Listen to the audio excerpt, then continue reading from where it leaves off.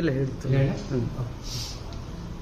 ಕರ್ನಾಟಕ ರಾಜ್ಯ NPS ನೌಕರ ಸಂಘ ರಾಜ್ಯ ಘಟಕ ಬೆಂಗಳೂರು ವತಿಯಿಂದ ಇವತ್ತಿನ ಪತ್ರಿಕಾಗೋಷ್ಠಿಯ ಉದ್ದೇಶ, ತಮ್ಮೆಲ್ಲ ಗೊತ್ತಿರೋ ಹಾಗೆ ಕರ್ನಾಟಕದಲ್ಲಿ ಅಥವಾ ದೇಶದಲ್ಲಿ NPS ಜಾರಿಯಾಗಿ 18 ವರ್ಷಗಳು ಕಳೆದು ಹೋಗಿದ್ರು ಕೂಡ ಇನ್ನೂ ತಾರ್ಕಿಕ ಅಂತ್ಯಕ್ಕೆ ಬಂದಿಲ್ಲ.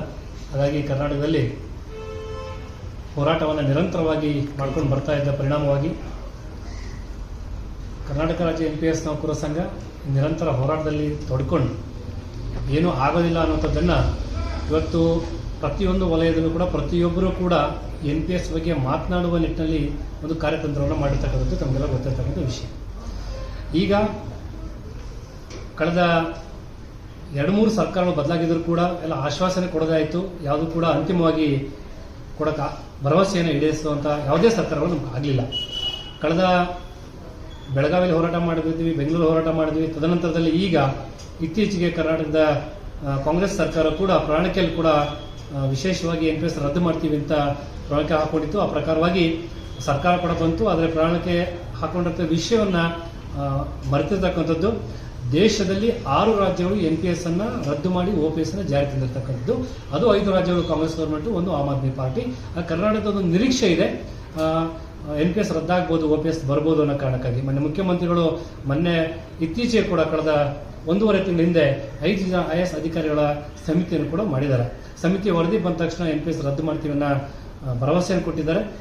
ಆ ಭರವಸೆಯನ್ನು ಇಟ್ಕೊಂಡು ಸಮಿತಿಯನ್ನು ಬೆನ್ನತ್ಕೊಂಡು NPS ರದ್ದು ಮಾಡುವಲ್ಲಿ ಕರ್ನಾಟಕ ರಾಜ್ಯದ NPS ನೌಕರ ಸಂಘ ಕೆಲಸವನ್ನು ಮಾಡಲಿಕ್ಕೆ ಅಡಿ ಇಟ್ಟಿದೆ. ಈ ವಿಚಾರವಾಗಿ ರಾಜ್ಯದ 100 ಸಂಘಟನೆಗಳು ನಮ್ಮೊಟ್ಟಿಗೆ ಇದ್ದಾವೆ, ಸುಮಾರು ವೃಂದ ಸಂಘಗಳಿದ್ದಾವೆ. ಆ ಸಂಘ ಒಟ್ಟುಗೂಡಿಸಿಕೊಂಡು ಸರ್ಕಾರಿ ನೌಕರ ಸಂಘ ಇರ್ಬೋದು, ಸಚಿವಾಲಯ ನೌಕರ ಸಂಘ ಇರ್ಬೋದು, ಶಿಕ್ಷಕರ ಸಂಘಟನೆಗಳಿರ್ಬೋದು, ಅನೇಕ ಸಂಘಟನೆಗಳನ್ನು ಒಟ್ಟುಗೂಡಿಸಿಕೊಂಡು ಒಂದು ವೇದಿಕೆ ಕರೆತಂದು NPS ಅನ್ನು ರದ್ದು ಮಾಡುವಲ್ಲಿ ನಿರಂತರವಾಗಿರ್ತಕ್ಕಂಥ ಕೆಲಸವನ್ನು ಮಾಡಬೇಕು ಅನ್ನೋಂಥದ್ದು ಒಂದು ಉದ್ದೇಶ ಆಗಿತ್ತು. ಆ ಹಿನ್ನೆಲೆಯಲ್ಲಿ ನಿನ್ನೆ ಕೂಡ ನವದೆಹಲಿಯಲ್ಲಿ ನಮ್ಮ ರಾಷ್ಟ್ರೀಯ ಅಧ್ಯಕ್ಷರಾಗಿರ್ತಕ್ಕಂಥ BP ಸಿಂಗ್ ರಾವತ್ ಅವರ ನೇತೃತ್ವದಲ್ಲಿ ರಾಜೇಂದ್ರ ಭವನದಲ್ಲಿ ನಡೆದಂತಹ ರಾಷ್ಟ್ರೀಯ ಕಾರ್ಯಕಾರಿಣಿಯಲ್ಲೂ ಕೂಡ ರಾಜಸ್ಥಾನ, ಛತ್ತೀಸ್ಗಢ ರದ್ದಾಗಿರುವ ರಾಜ್ಯಗಳ ಅಧ್ಯಕ್ಷರು ಕೂಡ ಬಂದಿದ್ರು. ಅಲ್ಲಿ ಏನೇನು ಆಯಿತು ನಮ್ಗೆ ಅನಿಸ್ಬೋದು, ಕರ್ನಾಟಕದಲ್ಲಿ ಕೂತ್ಕೊಂಡು NPS ರದ್ದಾಯಿತು ಅಂತ ರಾಜಸ್ಥಾನದಲ್ಲಿ ಹೌದಾ ಅಲ್ವಾ ಅಂತ ಅನುಮಾನ ಇರ್ತಿತ್ತು. ನಮ್ಮ ಸಜ್ಜನ್ ಸಿಂಗ್ ರಾಜಸ್ಥಾನದ ಅಧ್ಯಕ್ಷರು ಅವ್ರನ್ನು ಕೂಡ ನಾವು ಮಾತಾಡಿಸಲಾಗಿ ಅದನ್ನು ಕೂಡ ನಾವು ಬೈಟ್ ತೊಗೊಂಡ್ವಿ. ಅಲ್ಲಿ ಏನಾಗಿದೆ ಪರಿಸ್ಥಿತಿ ಆಗಿದೆ, NPS ರದ್ದಾಗಿದೆ, ಬಟ್ ನಮ್ಮ NPS ಹಣ ಮಾತ್ರ ವಾಪಸ್ ಬಂದಿಲ್ಲ, ಬಟ್ ಸರ್ಕಾರ OPS ಅನ್ನು ಜಾರಿ ತರುವಲ್ಲಿ ಯಶಸ್ವಿಯಾಗಿದೆ ಅನ್ನೋಂಥದ್ದು ಅಲ್ಲಿ ಬಂತು. ಮುಂದಿನ ದಿವಸದಲ್ಲಿ ಹರಿಯಾಣ, ಮಧ್ಯಪ್ರದೇಶ, ಉತ್ತರ ಪ್ರದೇಶದಲ್ಲಿ ರ್ಯಾಲಿ ಮಾಡುವ ಮೂಲಕ ಇಡೀ ದೇಶಾದ್ಯಂತ ಒಂದು NPS ಅನ್ನು ಸಂಪೂರ್ಣವಾಗಿ ರದ್ದು ಮಾಡುವ ನಿಟ್ಟಿನಲ್ಲಿ ರಾಷ್ಟ್ರೀಯ ಸಂಘ ಕೂಡ ಮುನ್ನಡೆಯನ್ನು ಇಡ್ತಾ ಇದೆ. ಉದ್ದೇಶ ಇಷ್ಟೇ, ದೇಶದಲ್ಲಿ 6 ರಾಜ್ಯಗಳು OPS ಅನ್ನು ಜಾರಿ ತಂದ ಮೇಲೆ ಉಳಿದ ರಾಜ್ಯಗಳಿಗೆ ಕಷ್ಟ ಆಗಲಿಕ್ಕಿಲ್ಲ. ಈ ಹೋರಾಟವನ್ನು ಇಲ್ಲಿ ಬಿಡಬಾರ್ದು. ಇನ್ನೊಂದು ಆಲೋಚನೆ ಮಾಡಿ, ಬಹುಶಃ NPS ಅನ್ನು ಕೇಂದ್ರ ಸರ್ಕಾರ ಮಾಡ್ತದೆ ಅಥವಾ ರದ್ದು ಮಾಡಲ್ಲ ಅನ್ನೋದೊಂದು ಹೇಳಿಕೆ ಕಳೆದ 5-6 ವರ್ಷ ಹಿಂದೆ ಇತ್ತು.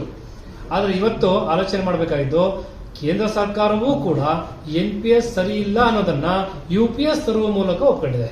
ಸೊ ನಾವು ಕೇಳದೆ ಬಿಟ್ಬಿಟ್ಟಿದ್ರೆ ಅದು NPS ಅಲ್ಲಿ ಇರ್ತಿತ್ತು. ಕೇಳುವ ಕಾರಣಕ್ಕಾಗಿ UPSC ಬಂದಿದೆ. ಆದರೆ OPSC ತರಬೇಕು ಅನ್ನೋದು ಇವತ್ತು ನಮ್ಮ ರಾಷ್ಟ್ರೀಯ ಮಟ್ಟದ ಹೋರಾಟ. ಹಾಗಾಗಿ ಆ ದಿಸೆಯಲ್ಲಿ ಕರ್ನಾಟಕದಲ್ಲೂ ಕೂಡ ನಾವು ಒಂದು ಸ್ಟೆಪ್ ಮುಂದೆ ಇದ್ದೀವಿ ಮತ್ತು ಒಂದು ಸ್ಟೆಪ್ ಹಿಂದೆ ಇದ್ದೀವಿ. ಹೋರಾಟದಲ್ಲಿ ಒಂದು ಸ್ಟೆಪ್ ಮುಂದೆ ಇದ್ದೀವಿ, ಫಲಿತಾಂಶದಲ್ಲಿ ಒಂದು ಸ್ಟೆಪ್ ಹಿಂದೆ ಇದ್ದೀವಿ. ಆ ಕಾರಣಕ್ಕಾಗಿ ನಾವು ಆ ಸಮಿತಿಯನ್ನು ಬೆನ್ನಹತ್ತುವ ಮೂಲಕ ಕರ್ನಾಟಕದಲ್ಲಿ NPS ಅನ್ನು ರದ್ದು ಮಾಡಿ OPS ತರುವಲ್ಲಿ ಕರ್ನಾಟಕ ರಾಜ್ಯ NPS ನೌಕರ ಸಂಘ ನಿರಂತರವಾಗಿ ಎಲ್ಲ ಸಂಘಟನೆ ಒಟ್ಟುಗೂಡಿ ಕೆಲಸವನ್ನು ಮಾಡ್ತದೆ ಅಂತ ಹೇಳಲಿಕ್ಕೆ ಬಯಸ್ತಾ ಇದ್ದೇನೆ. ನಾಗನಗೌಡ ಎಮ್ಮೆ, ರಾಜ್ಯಾಧ್ಯಕ್ಷರು, ಕರ್ನಾಟಕ ರಾಜ್ಯ NPS ನೌಕರ ಸಂಘ, ಬೆಂಗಳೂರು. ಅದು ಬಹುಶಃ ತಮಗೆಲ್ಲ ಗೊತ್ತಿರೋ ಹಾಗೆ ನಾವು ಕೂಡ 10 ವರ್ಷದಿಂದ ಸಂಘಟನೆಯನ್ನು ಕಟ್ಟಿ ಬೆಳೆಸ್ತವನೇ ಮುಂಚೂಣಿಯಲ್ಲಿ ಹುಟ್ಟಾಕಿದವರು ನಾವೇ. ಅದನ್ನು ಬದಲಾದ ಕಾಲಘಟ್ಟದಲ್ಲಿ ಬಹುಶಃ ನಮ್ಮ ಉದ್ದೇಶ ಏನಾಗಿತ್ತು, ನಮ್ಮ ಬ್ಯಾನರ್ ಉದ್ದೇಶ ಏನಿತ್ತು NPS ನೌಕರ ಸಂಘದ್ದು ಅಂದರೆ ಒಂದೇ ಅಜೆಂಡಾ, ಒಂದೇ ವಿಷಯಕ್ಕಾಗಿ ಸಂಘಟನೆ ಕಟ್ಟಿದ್ವಿ ನಾವು. ಸೊ ಕಾಲಾಂತರದಲ್ಲಿ ಅದು ಹಾದಿ ತಪ್ಪಿದ ಕಾರಣಕ್ಕಾಗಿ 7ನೇ ವೇತನ NPS ನೌಕರ ಸಂಘದ ಏನು ಕೆಲಸ, DAದ ಏನು ಕೆಲಸ ನಮ್ಮ NPS ನೌಕರ ಸಂಘಕ್ಕೆ, ಅದನ್ನು ಮಾಡೋದಾಗಿದೆ. ಅದಕ್ಕಾಗಿ ಸಂಘಟನೆಗಳಿದ್ದಾವೆ, ನೌಕರ ಸಂಘಟನೆಗಳು ಅದಕ್ಕಾಗಿ ಇರೋದು, ಆ ಕೆಲಸ ಮಾಡಬೇಕು. ಅದು NPS ಸಂಘದ ಕೆಲಸ ಅಲ್ಲ. ಆ ಸಿದ್ಧಾಂತಗಳು ಮೈಮರೆತ ಕಾರಣಕ್ಕಾಗಿ ಮತ್ತು ಅಲ್ಲೊಂದಷ್ಟು ಕಹಿ ಘಟನೆಗಳು ನಡೆದ ಕಾರಣಕ್ಕಾಗಿ, ಹಾದಿ ತಪ್ಪಿರೋ ಕಾರಣಕ್ಕಾಗಿ ನಾವು 1 ವರ್ಷ ನೋಡಿದ್ವಿ. ಕಳೆದ 1 ವರ್ಷ ಆಯಿತು ಬಹುಶಃ ನಾವು ಸಂಘಟನೆಯಿಂದ ಹೊರಗೆ ಬಂದು ಹೊರ ಹಾಕಿದ್ರು, ಸೆಕೆಂಡ್ರಿ. ಆದರೆ 1 ವರ್ಷ ಆದಮೇಲೂ ಕೂಡ ನಾವು ಸುಮ್ಮನೆ ಇದ್ವಿ. ಯಾಕೆ ಸುಮ್ಮನೆ ಇದ್ವಿ ಅಂತಂದರೆ, ಈ ಕ್ಯಾಬಿನೆಟ್ ಆಗುತ್ತೆ, 2ನೇ ಕ್ಯಾಬಿನೆಟ್ ಆಗುತ್ತೆ, 3ನೇ ಕ್ಯಾಬಿನೆಟ್ ಆಗುತ್ತೆ ಅಂತ ಕಾಗೆ ಹಾರಿಸಿದ್ರಲ್ಲ ಕ್ಯಾಬಿನೆಟ್ ಕಾಗೆನಾ. ಸೊ 48 ಕ್ಯಾಬಿನೆಟ್ಗಳ ಆದ್ಮೇಲೂ ಕೂಡ 1.5 ವರ್ಷ ಆದ್ಮೇಲೂ ಕೂಡ NPS ರದ್ದಾಗಿಲ್ಲ. ಆ ಕಾರಣಕ್ಕೆ ತಾಳ್ಮೆಯಿಂದ ಇದ್ವಿ ಸಂಘಟಕನಾಗಿ. NPS ನಾನು ಹೊರಗಿದ್ದು ಸಂಘಟನೆ OPS ಬರುತ್ತೆ ಅಂದ್ರೆ ಅದಕ್ಕೂ ಖುಷಿ ಪಡೋಕೆ ರೆಡಿಯಾಗಿದ್ವಿ ನಾವು.